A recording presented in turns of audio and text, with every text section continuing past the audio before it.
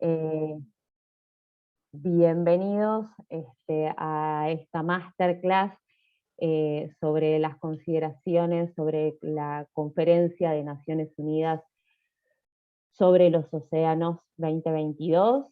Estamos en compañía del equipo directivo de la diplomatura en políticas para la diplomatura en políticas del futuro del mar, para el futuro sustentable.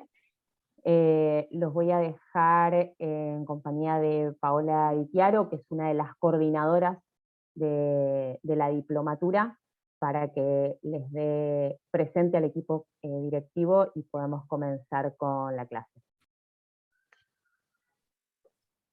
Bueno, buenas tardes a todos. Hoy tenemos un lujo en esta masterclass con dos personas súper reconocidas que nos van a actualizar y dar una mirada muy moderna, de lo que está sucediendo en el día a día sobre estos temas.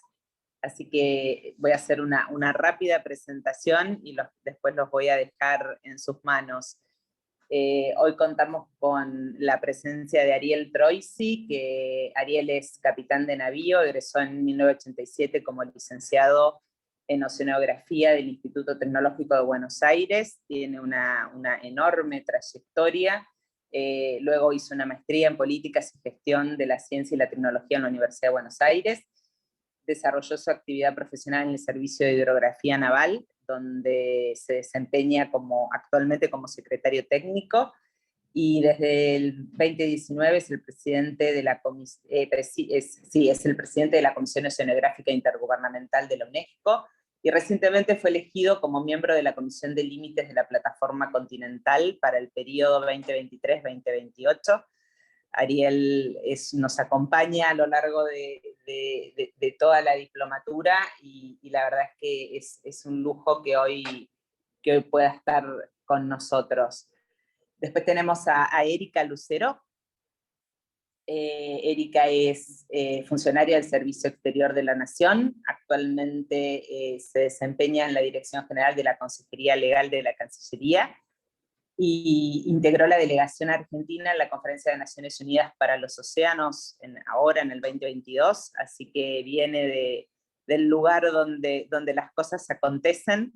Así que bueno, los dejo en manos de la masterclass, y después ustedes van a manejar un poquito la dinámica, si hay preguntas, cómo lo hacemos y demás. Bueno, muchas gracias a los dos. Está silenciado, Ariel, ¿eh?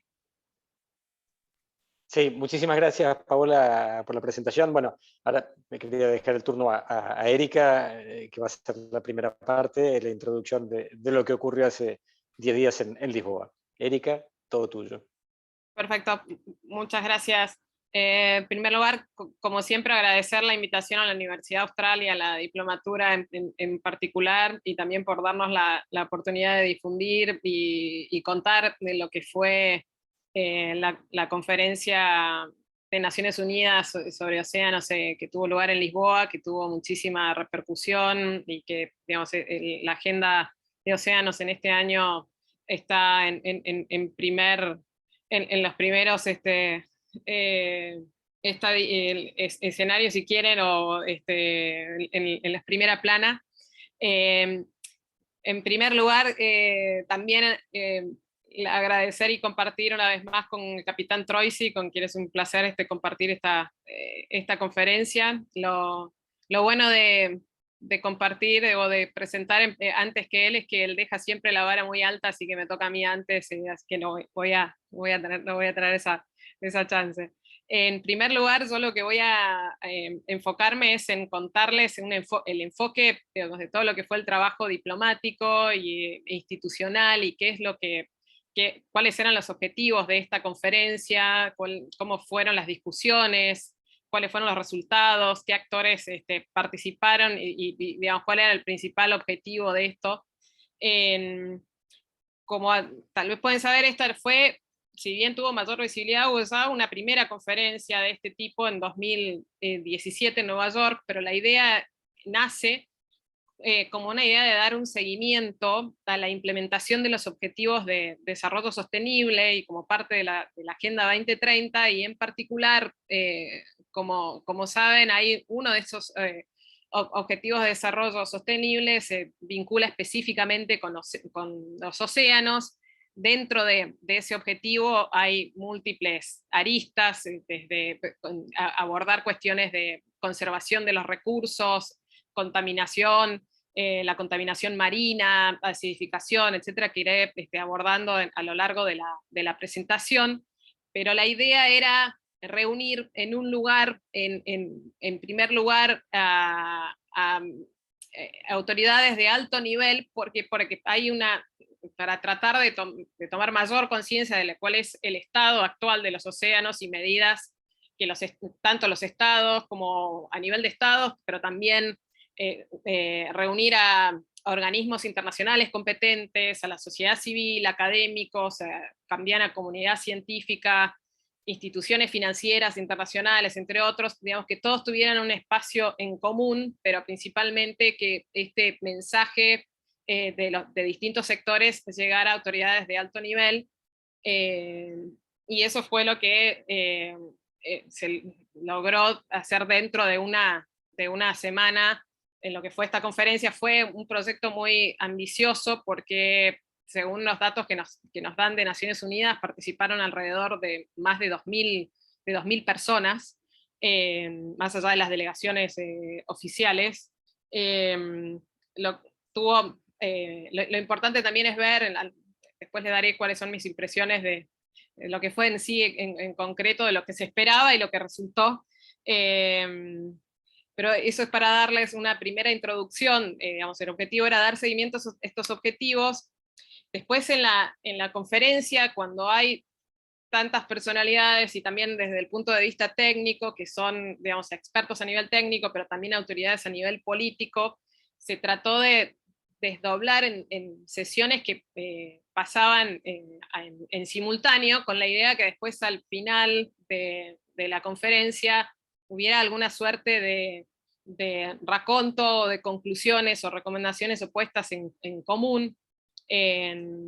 Participaron numerosos digamos, jefes de Estado, a nivel ministerial, mayormente ministros de Ambiente, pero también cancilleres, digamos, tuvo mucha concurrencia a nivel de autoridades, tuvo muy buena asistencia en ese aspecto.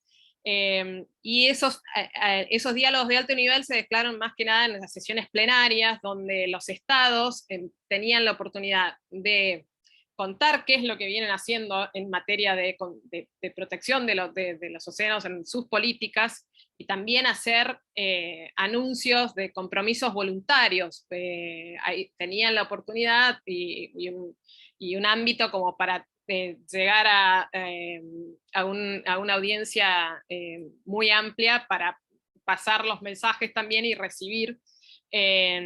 Después esos diálogos interactivos, ahí los pueden encontrar en el sitio oficial, los nombres exactos, yo los traté de condensar, pero básicamente la idea de estos diálogos era tener por un lado expertos o panelistas de distintos sectores que transmitieran sus experiencias y contaran la situación actual y qué es lo que se puede hacer o qué es lo que se debe hacer.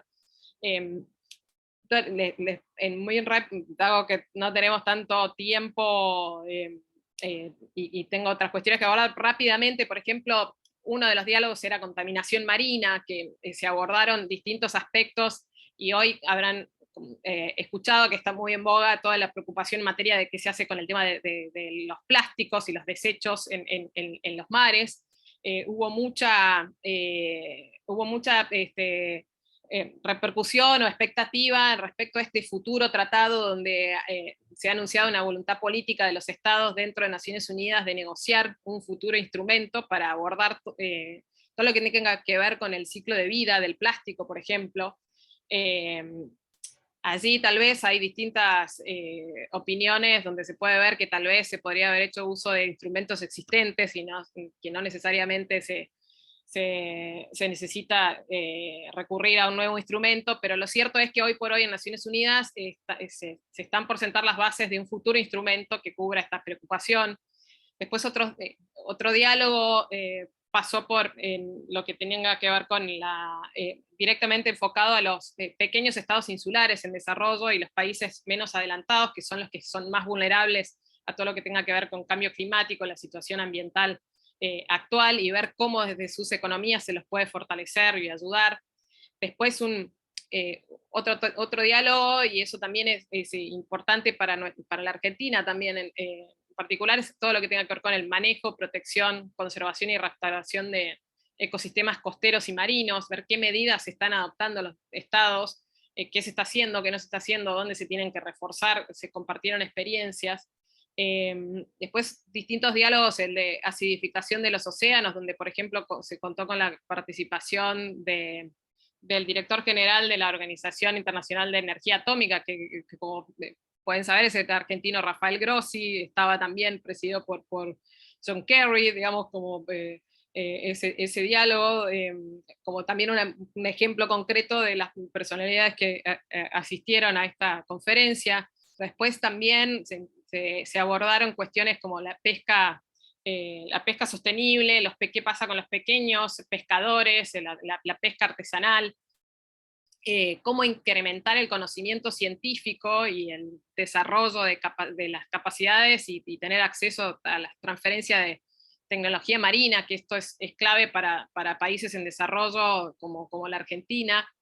Después otro diálogo tuvo que ver desde el punto de vista más del derecho internacional, que es cómo conservar y hacer un uso sostenible de los océanos mediante el derecho internacional y con lo que es la constitución de los océanos, como algunos lo llaman, o la Biblia, algunos más fanáticos, que es la Convención de Naciones Unidas sobre Derecho del Mar.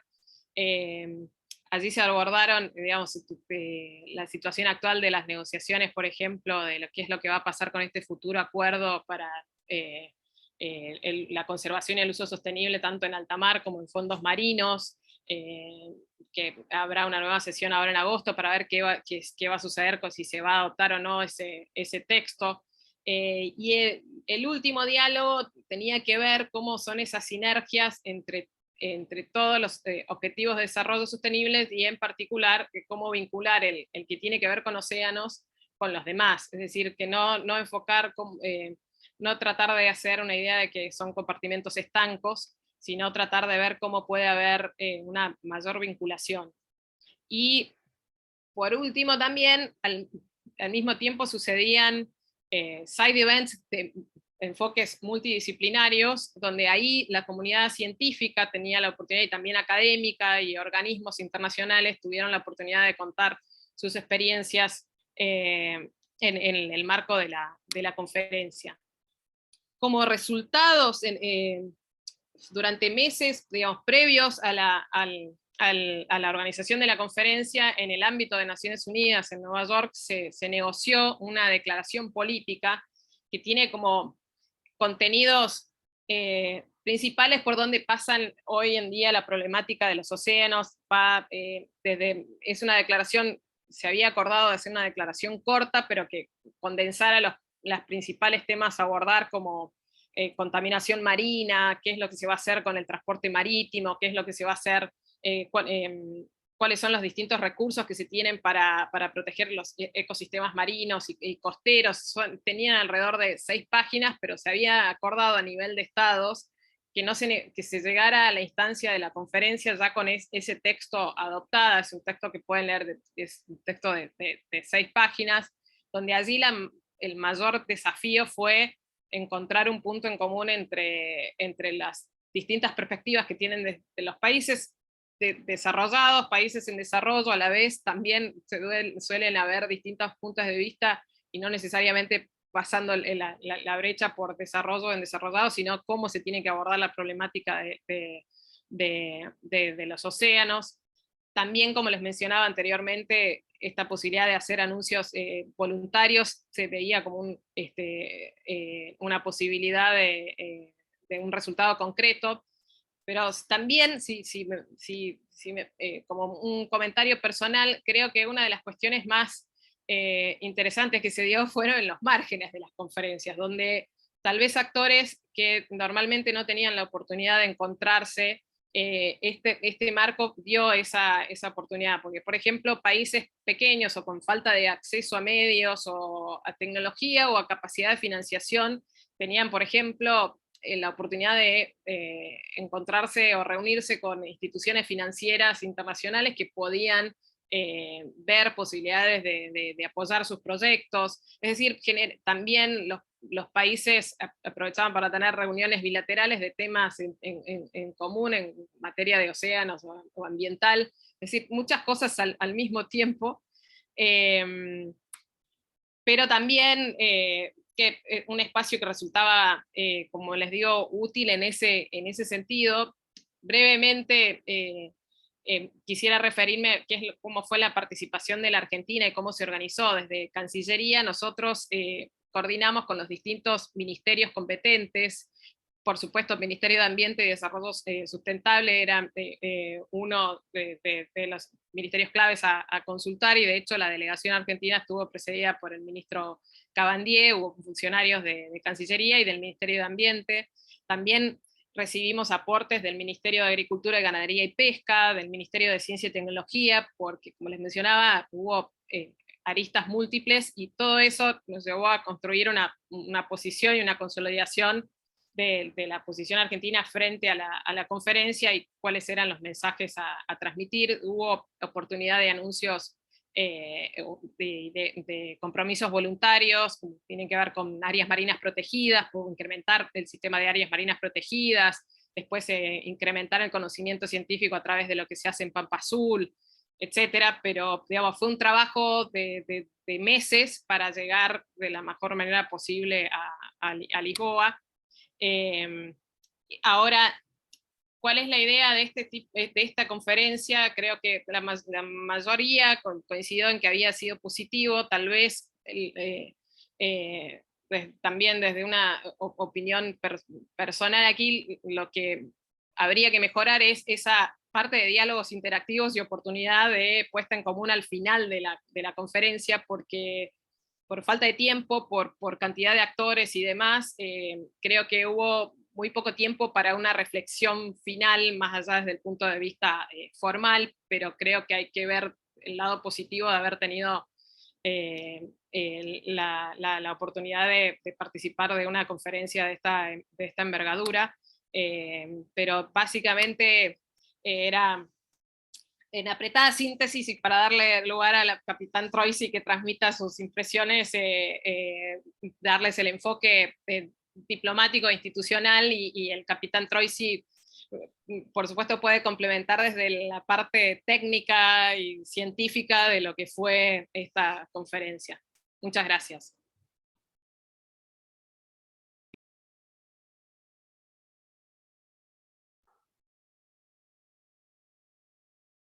Ok, muchas gracias, Erika. Bueno, la verdad que sí, con Erika nos conocemos desde hace muchos años y hemos trabajado juntos en muchos temas, y la verdad que no es cierto que yo ponga la vara muy alta cuando con las presentaciones. Yo ahora tengo un problema siguiendo la presentación de ella, pero esa es una cuestión aparte. Antes de compartir la pantalla me quedé con algunas reflexiones. Comentaba Erika casi al final de la presentación, los desafíos que presentó la dimensión de la conferencia esta. La cantidad de gente, los espacios, la cantidad de eventos simultáneos, que en alguna medida fue parecido a la primera conferencia, la de Nueva York. Esto se replicó, pero me parece que en mayor medida y en un espacio mucho más grande, y generaba este desafío. Muchas cosas interesantes pasando al mismo tiempo. Entonces, ¿a dónde había que ir? ¿Qué era lo que había que hacer? ¿Dónde estaba la prioridad? Eso se ponía muy complejo. Y por un lado, como mencionaba Erika, estaban estas discusiones de los diálogos interactivos y los plenarios con los estados, y en paralelo estaban los eventos paralelos, los side events, que eran múltiples, eran muchísimos, así que era muy difícil acomodar la agenda. Yo ahora voy a compartirles la pantalla. Y Creo que están viendo la primera diapositiva, ¿correcto? Sí, estamos viendo la portada. Ok, muchas gracias.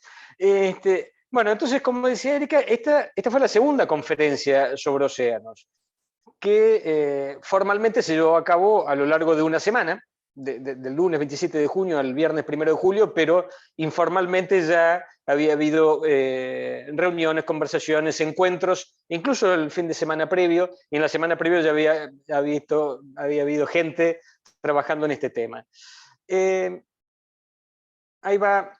¿Qué temas quise resaltar de lo que se discutió? Obviamente, la complejidad también de esta reunión y lo que decía Erika, cómo llegar a conclusiones.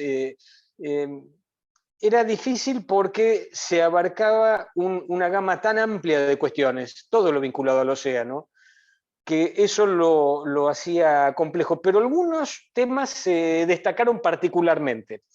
Uno de ellos, por ejemplo, fue la cuestión de la planificación espacial marina.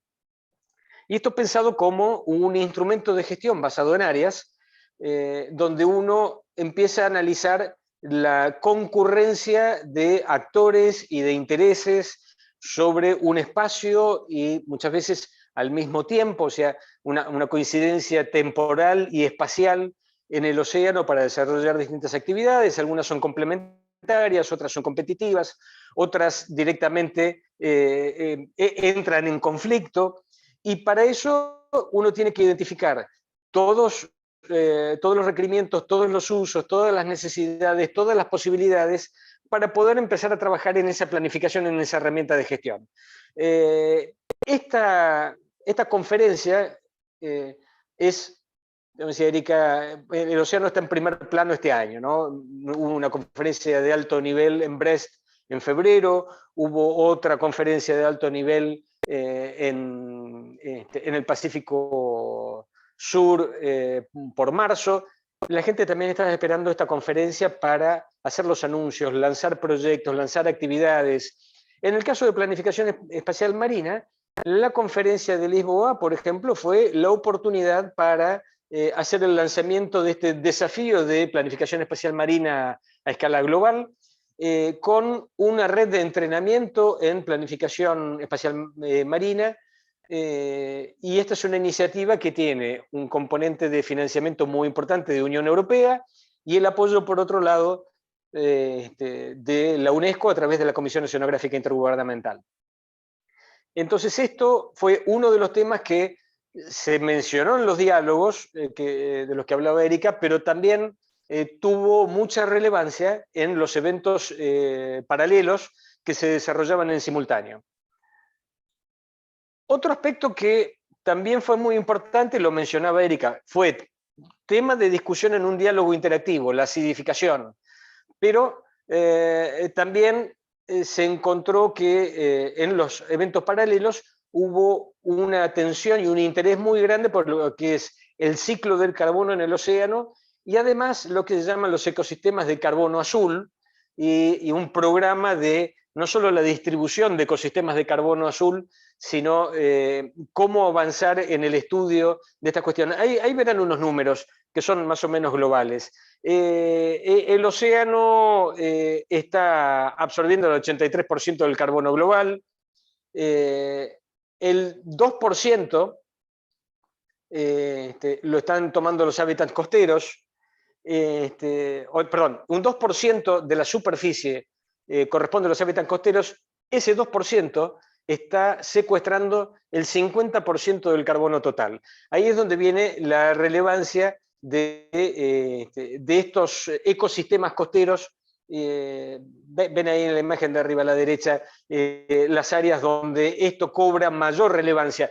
Esto también fue un tema de mucho interés en Lisboa, hablar de los ecosistemas azules, y esto está vinculado, íntimamente vinculado, con las cuestiones de cambio climático.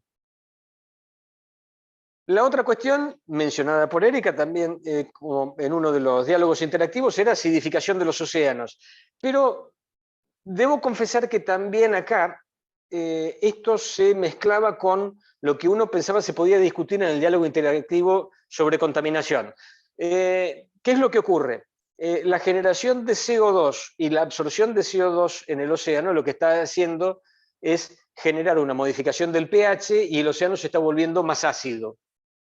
Eso tiene un impacto en los ecosistemas, es un problema serio y obviamente el calentamiento global, el calentamiento del océano también está favoreciendo los procesos químicos que dan lugar a una mayor absorción de CO2 y por lo tanto una mayor acidificación. Y uno podría considerar eso como un forzante de contaminación, pero no fue el punto focal de las discusiones de ese diálogo interactivo. Por otro lado, tenemos otro problema, que es la desoxigenación. Y en una intervención que había preparado la Comisión Oceanográfica Intergubernamental para ese diálogo interactivo, el primero, el de contaminación, uno hablaba de los problemas de acidificación, eutroficación y desoxigenación. Eutroficación.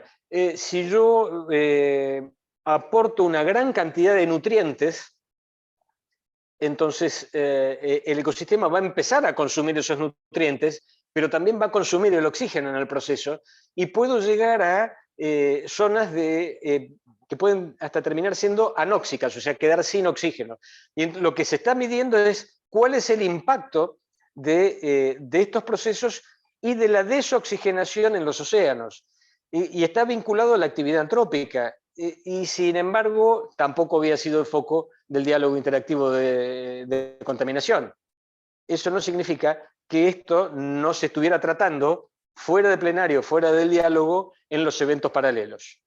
Esto fue otro tema de mucho interés para la comunidad científica. En términos generales, algunas estimaciones es que en los 50 años de 1960 a 2010, el océano perdió en total de 2% de su oxígeno. Puesto así parece que fuera poco. Cuando ustedes miran la dimensión del océano, es una barbaridad. Es una enorme cantidad de oxígeno. Muchas veces comento en las presentaciones, si uno considera que el océano es la fuente del 50% del oxígeno respirable, bueno, ahí estamos sacando parte del 50%, estamos reduciendo la capacidad de uno de los pulmones. Y este era el tema que mencionaba también nuevamente Erika, vinculado a la posibilidad de un instrumento jurídicamente vinculante para tratar la cuestión de los plásticos. Ese fue el interés primordial del diálogo interactivo 1 sobre contaminación, pero también fue tema de tratamiento en los eventos paralelos. En esta imagen, que ya tiene algunos años, verán que arriba a la derecha dice 12.2. En realidad lo que está diciendo son 12.2 millones de toneladas de plástico por año entran al océano. Hay otras estimaciones que dicen que son 18 millones de toneladas de plástico al año. Este no es un problema de orden científico, es un problema, si quieren, de tipo social. Tenemos que cambiar hábitos, tenemos que cambiar métodos de producción, métodos para la disposición de los residuos. Y acá estamos hablando desde los nanoplásticos a macroplásticos. Verán en la imagen de abajo algunas cuestiones que son interesantes. Ese plástico puede provenir de textiles, de cosméticos, de pinturas. Hoy en nuestra reunión comentaba, dice, bueno, si a usted le viene el pintor a su casa y le está pintando el living, cuando termina de pintar el látex, se prepara para irse, porque mañana va a seguir trabajando, lo primero que hace es, le puede usar un poco la canilla del lavadero, y lava el rodillo, y con eso saca la pintura. Bueno, esa pintura termina, en nuestro caso, en el río, y después termina en el mar. Y ahí también estamos aportando microplásticos. De la misma manera que uno normalmente no se lo pregunta, uno compra un vehículo, tiene su auto, es hermoso, al tiempo ve que los neumáticos se fueron desgastando. Eso que no tenemos más de neumático, ¿dónde fue a parar? Bueno, ese desgaste que quedó en la calle, que después la lluvia la lleva hacia los drenajes, y esos drenajes terminan inevitablemente otra vez en el río, y por más que tengamos separación de sólidos en un pretratamiento de las descargas, esos pasan de largo y nuevamente tenemos microplásticos. Los microplásticos están cerca de, las estimaciones están cerca de 1 millón de toneladas por año descargados al océano. Entonces, esto es, por un lado, un problema que es objeto de atención de la comunidad científica y, por otro lado, fue un tema de discusión a nivel de estados en los diálogos interactivos, con el interés especial de estas discusiones y negociaciones sobre un posible futuro instrumento, pero de todas formas lo que está claro es que hay una decisión de abordar el desafío de los plásticos. Y en honor al tiempo disponible, yo había tratado de cerrar con esta cuestión que es el mapeo general del océano. Este es un proyecto conjunto entre la Nippon Foundation y un programa que se llama JEPCO, que JEPCO son las siglas de Batimetría General de los Océanos. Es un programa conjunto entre la Organización Hidrográfica Internacional y la Comisión Oceanográfica Intergubernamental de la UNESCO. Entonces, JEPCO, originalmente JEPCO comenzó como un tema de la Organización Hidrográfica allá por 1903, o sea que llevamos más de 100 años con este programa de mapeo general de los océanos. Hace unos 50 años la Comisión Oceanográfica se unió con la OHI en el programa JEPCO y más recientemente, hacia 2017, nos unimos con la Nippon Foundation con este proyecto que se llama Seabed 2030. Seabed 2030 a lo que aspira es lograr un 100% de cobertura de los fondos marinos para 2030. Y ahora les voy a contar algunos números con respecto a esto, porque son bastante interesantes. Así que esto, por ejemplo, fue una de las cuestiones que Antonio Guterres, el secretario general de Naciones Unidas, en sus palabras de apertura de la Conferencia de Océanos de Lisboa, mencionó, por ejemplo, dice, la necesidad de llegar al 100% de cobertura del mapeo, de la batimetría de los océanos a escala global para 2030. Ahora, ¿qué es lo que ocurre? Como yo les decía, desde 1903 que comenzó el programa JEPCO,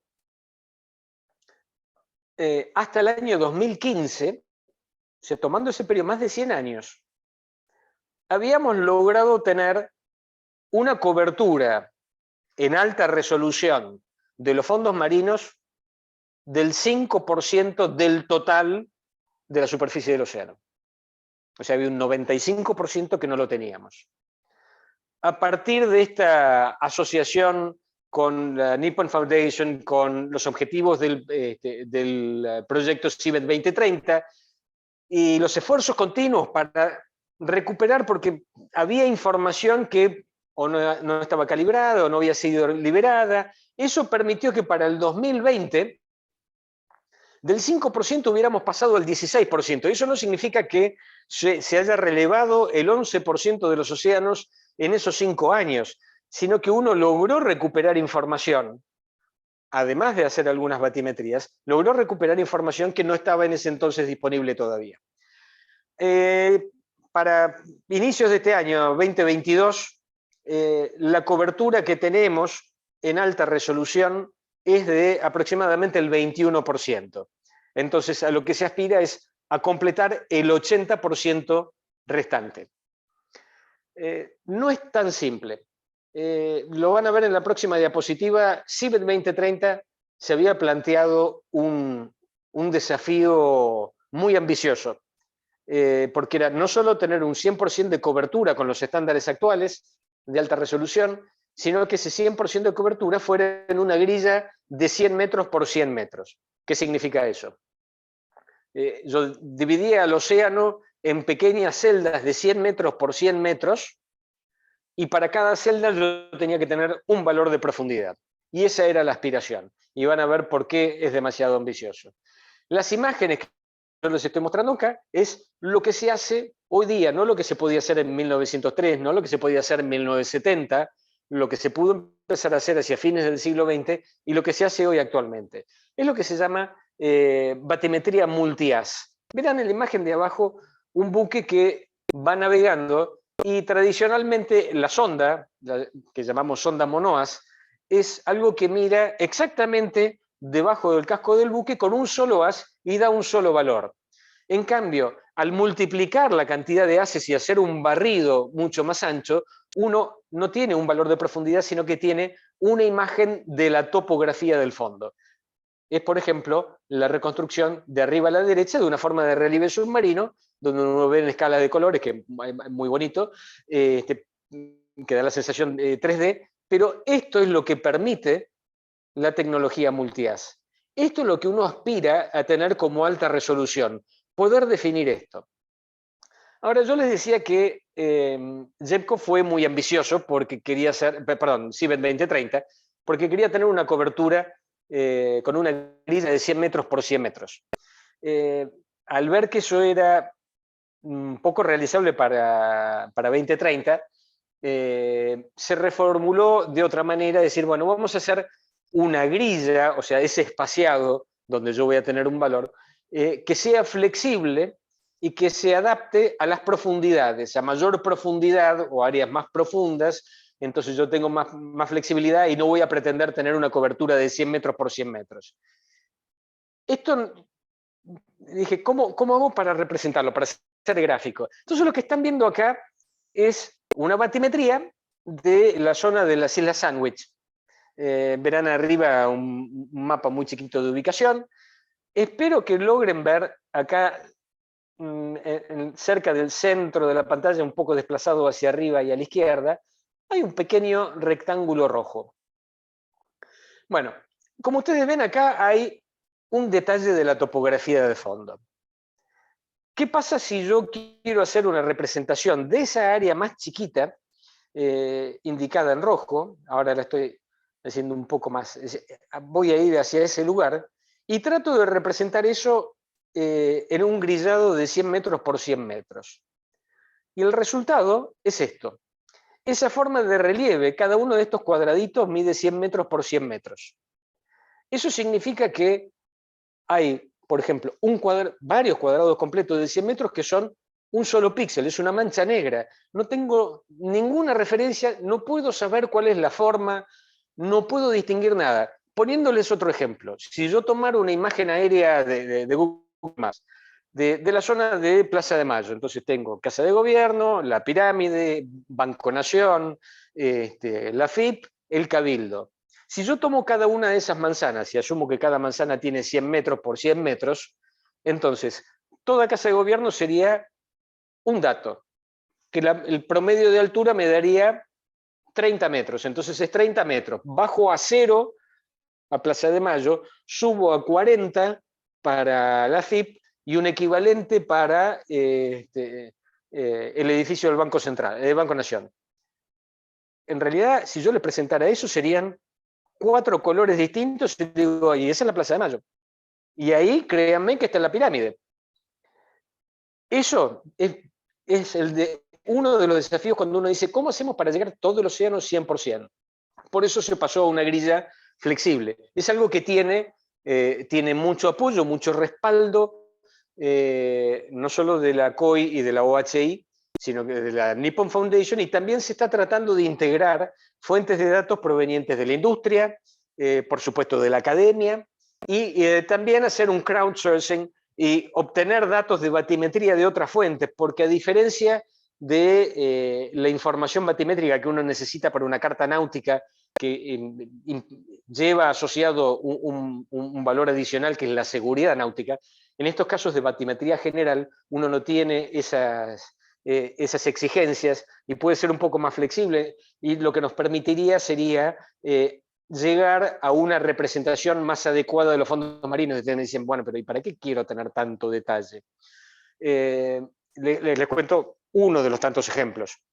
Cuando se produce un sismo submarino y un desplazamiento vertical, si es muy intenso puede generar un tsunami. Una onda, que es una ola, que se desplaza en superficie. Cuando hay gran profundidad, esa ola va muy rápido, pero tiene poco desarrollo vertical. O sea, se puede trasladar a 800 kilómetros por hora, pero si uno está navegando en una zona donde hay 4.000 metros de profundidad, para uno pasa desapercibido esa onda.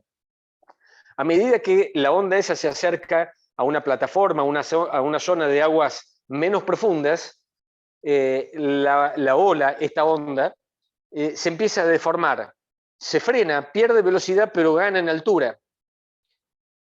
La posibilidad de tener un modelo digital de terreno del fondo marino adecuado permite hacer una buena modelación de qué ocurriría en el caso de un sismo, en el caso de un tsunami.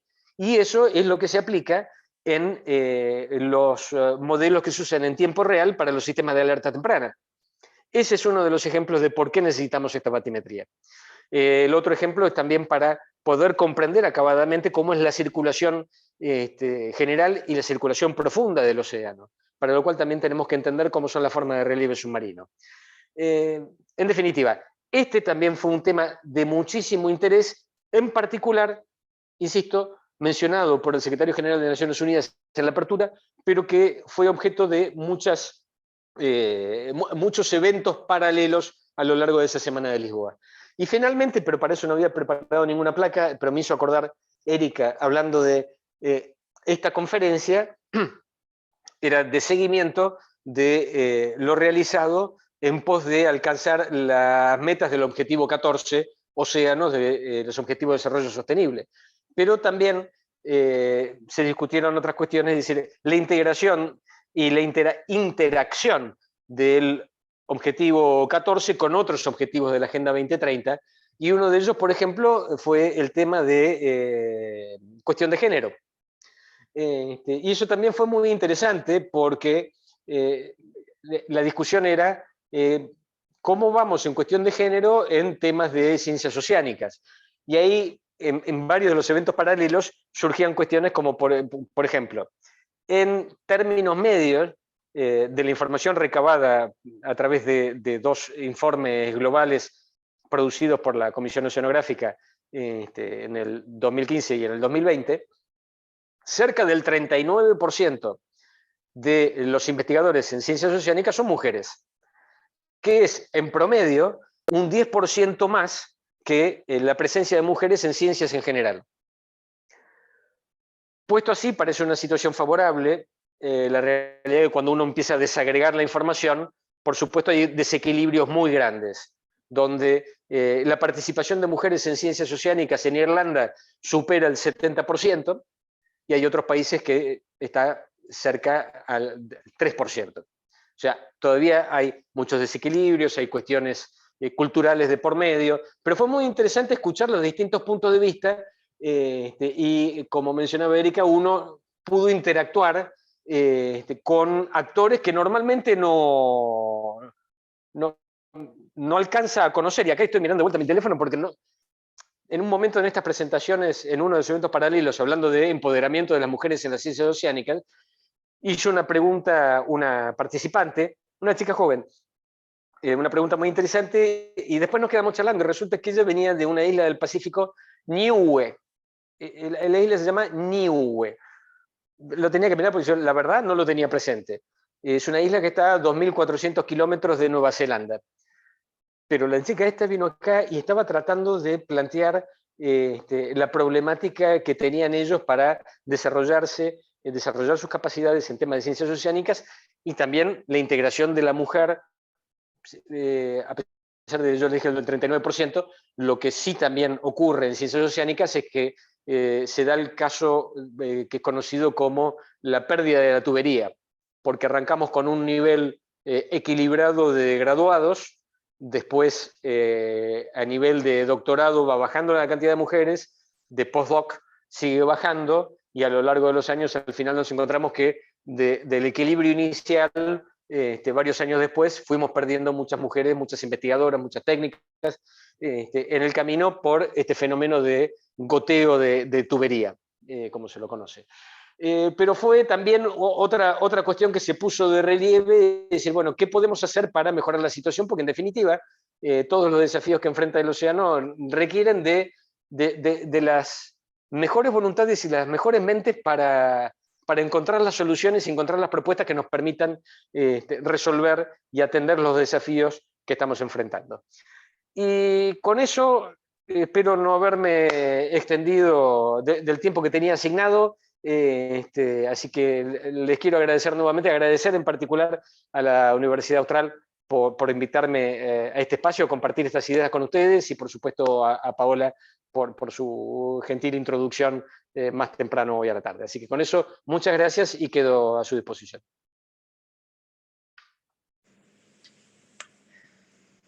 Bueno, muchas gracias, Ariel.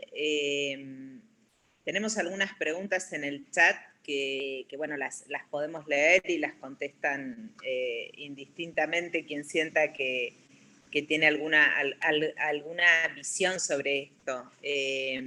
A ver, vamos a empezar.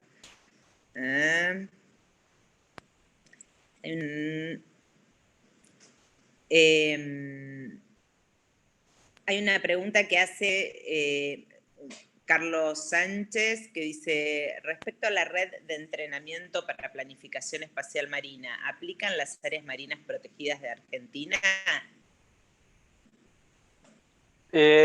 Bueno, Carlos, y me permito tomarme la licencia de llamarlo Carlos porque el año pasado fue un alumno de la diplomatura y resultó ser que hicimos el servicio militar juntos hace 30 años, bueno, un poquito más.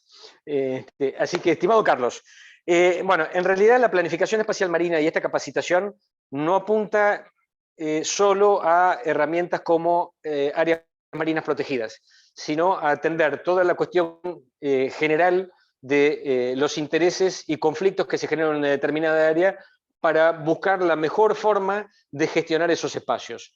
En el caso de las áreas marinas protegidas de Argentina, no es que ellos vayan a aplicar, porque en realidad no tenemos podemos tener alguien que se encarga de una autoridad de aplicación de las normas, pero el área marina protegida en sí no va a aplicar a esto. Lo que sí tenemos es un punto focal de contacto que está dentro del Ministerio de Ambiente, dentro del programa de planificación espacial marina, que es nuestra vía de acceso a este programa de desarrollo de capacidades en lo que es planificación espacial. Espero haber respondido, Carlos, tu pregunta. En la misma línea, Carlos pregunta, me parece esta que es súper interesante, ¿cuáles fueron las posiciones argentinas propias o de adhesión llevadas a la conferencia y cuáles son las tareas para el hogar que se lleva Argentina? Bueno, esa puedo contestar yo. Pues una pregunta muy amplia, pero voy a tratar de condensar algunas cuestiones. En primer lugar, y en los últimos años, empezar a responder la pregunta de Carlos, es en tema de cuidado de los océanos y demás. En Río+20 y en todas las negociaciones de objetivos de desarrollo sostenible, hubo un logro de los países en desarrollo, digamos, todos tenemos un objetivo en común que es cuidar del planeta, de los océanos, etcétera, pero hay que reconocer que hay uno de los principios que son pilares de lo que es el desarrollo sostenible, es el principio de responsabilidades comunes pero diferenciadas. Y lo que hemos visto en algunos foros de negociación es que hay un punto de partida donde se quiere ser ambicioso, por supuesto, y lograr objetivos concretos de conservación, pero que este principio en algunos países están tendiendo o a ponernos a todos en un mismo punto de partida, si se quiere. Entonces la Argentina ahí ha sido uno de los que ha sostenido que, por supuesto, tenemos que tener en cuenta y tomar medidas urgentes en pos de la conservación y uso sostenible de los océanos, pero al mismo tiempo sin dejar de tener en cuenta esta arista. Entonces, posiciones en concreto, por ejemplo, en la declaración se incluyó un párrafo relativo a que a futuro y en 2050, por ejemplo, se tienen que reducir X cantidad o porcentaje de emisión de gases en lo que respecta al transporte marítimo. Eso se está negociando en la Organización Marítima Internacional. Y lo que la Argentina trajo a la mesa y a la discusión, y se incluyó después, es que tener en cuenta que no todos los países estamos en las mismas condiciones de afrontar, y no todos causamos el grado de contaminación que se pretende en algunas discusiones transmitir, que estamos todos en un pie de igualdad, porque los en desarrollo, si quieren, no somos los que más contaminamos, en una apretadísima síntesis que daría para hablar mucho más. Eso fue, por ejemplo, una acción en concreto. Otras cuestiones que pasamos como mensajes, yo lo mencioné en mi presentación, es un tratado que después de la CONVEMAR se lo considera tal vez uno de los desarrollos más importantes en materia de derecho del mar, que es el futuro tratado sobre la conservación y usos sostenibles en áreas fuera de la jurisdicción nacional, o sea, alta mar y fondos marinos. Existe mucha presión, por ejemplo, por adoptar este texto.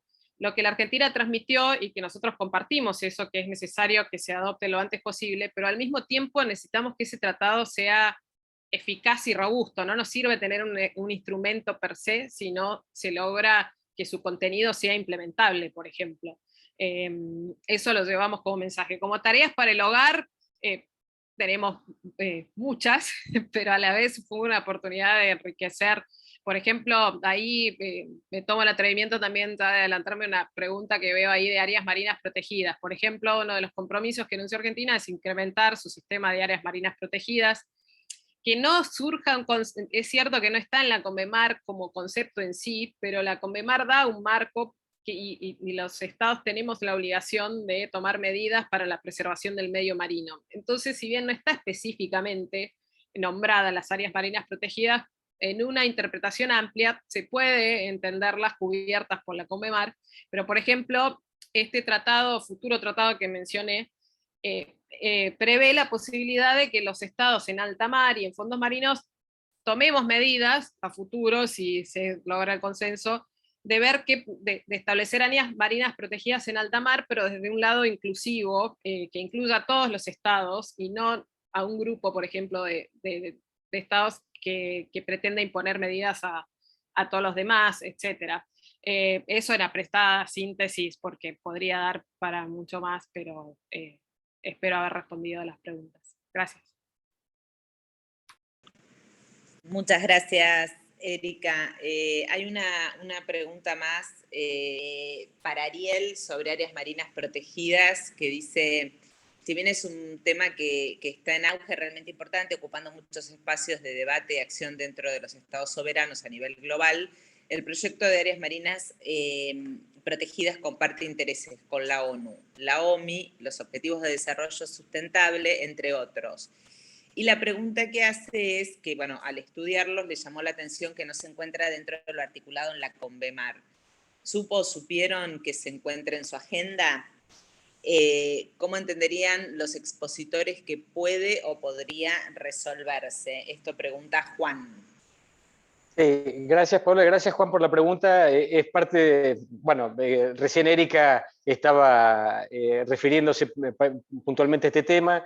Desde mi punto de vista, claro, yo veo el área marina protegida como una herramienta de gestión, pero es una herramienta de gestión para poder cumplir con la obligación que tenemos como Estado de proteger y preservar el ambiente marino, dentro del concepto de la CONVEMAR. La especialista acá en Derecho Internacional y en Derecho del Mar es Erika y no yo, pero para mí esto de área marina protegida es una de las herramientas, y que lo que me permite es gestionar un área para cumplir con ese objetivo que es preservar el medio, que está sí consagrado en la CONVEMAR. Entonces ahí no hay ningún conflicto, y yo obviamente estoy totalmente de acuerdo. Uno toma una interpretación más amplia y dice, sí, estaría cubierto por esto.